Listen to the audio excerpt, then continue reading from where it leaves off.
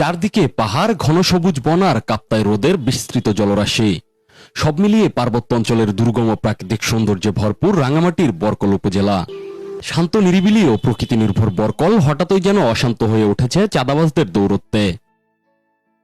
স্থানীয় বাসিন্দাদের অভিযোগ, বরকল উপজেলার সদর ও আশেপাশের এলাকায় প্রভাব খাটিয়ে অর্থ আদায় ও ভয়ভীতি প্রদর্শন করছেন শান্তিময় চাকমা ও নির্দব্রণ চাকমা নামে দুই ব্যক্তি।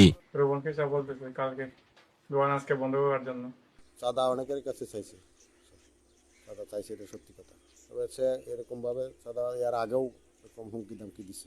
চাঁদা দিতে অস্বীকৃতি জানালে হয়রানি ও অপপ্রচারের হুমকিও দেওয়া হচ্ছে বলে অভিযোগ করেন স্থানীয়রা। এগুলো আমি এখনো পর্যন্ত যতটুকু জানি এগুলো সম্পূর্ণ মিথ্যা, কারণ এটা ওদের একটা উদ্দেশ্য প্রণোদিত এই কাজটা। কারণ বিগত সময়েও তারা এগুলো নিয়ে করছিল। আমি যতটুকু আমার জানা মতে আমি হয়তো তাদের চাহিদা পূরণ করতে পারি নাই, সেজন্য হয়তো সুনির্দিষ্ট করে হয়তো তারা বারবার আমাকে এভাবে করে নাজেহাল করতেছে। তবে এসব অভিযোগের বিষয়ে অভিযুক্তদের সাথে একাধিকবার যোগাযোগের চেষ্টা করা হলেও তাদের আনুষ্ঠানিক কোনো মন্তব্য পাওয়া যায়নি।